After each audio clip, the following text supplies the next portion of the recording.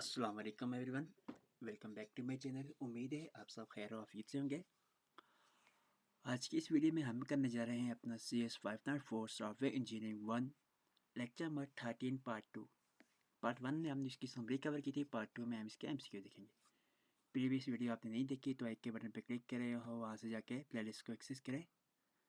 तो चलिए शुरू करते हैं हम अपना आज का लेक्चर 13 पार्ट 2। सबसे पहले हम सीखेंगे software is primary use for. Primary use for किस लिए यूज़ किया जाता है जी? वो हमारे represent a real life object and process, real life object और प्रोसेस को रिप्रेजेंट करने के लिए। सेकंड वन है जी earlier software system treated software as collection of data and procedure. इसका आंसर है नंबर थर्ड पे हमारे पास आ रहा है जी in traditional system the relationship between data and procedure was. तो ट्रेडिशनल सिस्टम में रिलेशनशिप डेटा और प्रोसीजर के दरमियान क्या है? वो है हिडन होता था जी।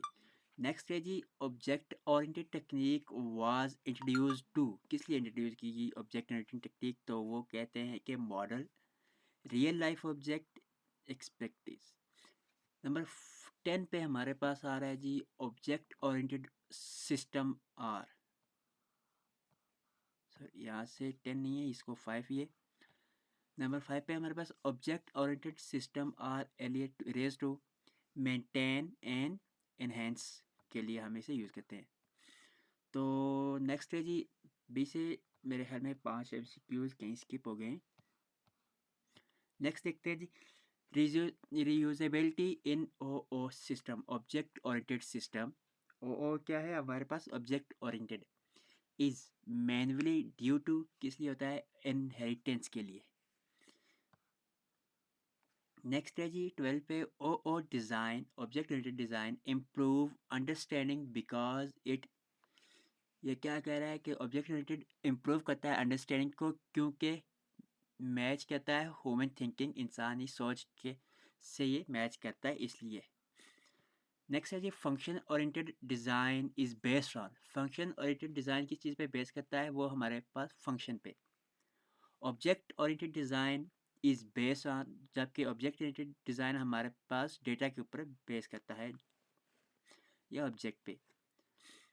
नेक्स्ट हमारे पास 15 पे in the function oriented design data and function are.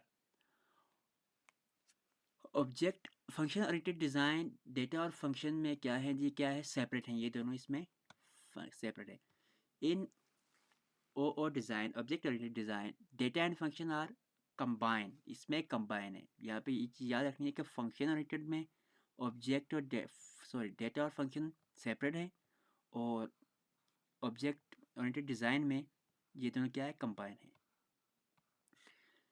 Next control in function oriented system is, तो वो है सेंट्रलाइज। इसमें फंक्शन ओरिएंटेड सिस्टम में हमारे पास जो कंट्रोल है वो सेंट्रलाइज होता है, और ओ ऑब्जेक्ट ओरिएंटेड में क्या होता है? डिसेंट्रलाइज होता है। नेक्स्ट है एन ऑब्जेक्ट रिप्रेजेंट। एक ऑब्जेक्ट किस चीज़ को रिप्रेजेंट करता है? रियल एंड एब्स्ट्रैक्ट एंटिटी को। Object state include, object state किस में इंक्लूड होती है? तो वो प्रॉपर्टीज एंड वैल्यूज में। नेक्स्ट कह रहा है कि object behaviour is defined by, object behaviour define किया जाता है किससे? मेथड के जरिए। 22 पे है हमारे पास identify of an object refer to, तो वो है इट्स यूनिकनेस, इसकी यूनिकनेस से वो ज़ाहिर होता है। 23 पे है हमारे पास ऑब्जेक्ट कम्युनिकेट यूजिंग, तो ऑब्जेक्ट किसके जरिए कम्युनिकेट करता है? मैसेज के जरिए। नेक्स्ट है जी अ क्लास इज, क्लास क्या है? अ टेम्पलेट फॉर ऑब्जेक्ट, एक ऑब्जेक्ट के लिए टेम्पलेट है। 25 पे है हमारे पास अ क्लास डिफाइन, एक क्लास क्या चीज़ डिफाइन करती है? Interface and implementation. 26 पे है classification is most critical step, classification क्या है हमारे पास? मोस्ट क्रिटिकल स्टेप है। Classification groups object into class, classification group classification क्या करती है? ऑब्जेक्ट को क्लासेस में ग्रुप करती है। Object can be classify based on, किस चीज़ पे बेस करते हैं? डेटा, बिहेवियर एंड रिस्पॉन्सिबिलिटीज के ऊपर। नेक्स्ट हमारे पास है क्लासिफिकेशन रिक्वायर। क्लासिफिकेशन क्या चीज़ रिक्वायर होती है? Multiple properties, perspectives, multiple perspectives. Object method include, object method में इंक्लूड होते हैं जी क्या चीज़ शामिल होती हैं? Abstraction, encapsulation and hierarchy. 31st पे है हमारे पास एब्स्ट्रैक्शन। फोकस ऑन, एब्स्ट्रैक्शन किस चीज़ पे फोकस करती है? Importance future only.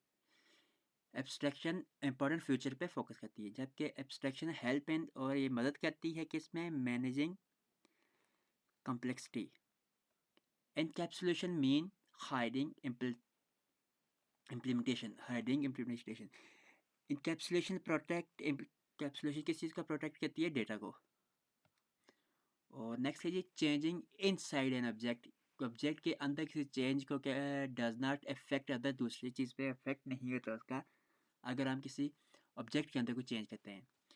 Inheritance represent, inheritance किस चीज़ को रिप्रेजेंट करती है? इज अ रिलेशनशिप को।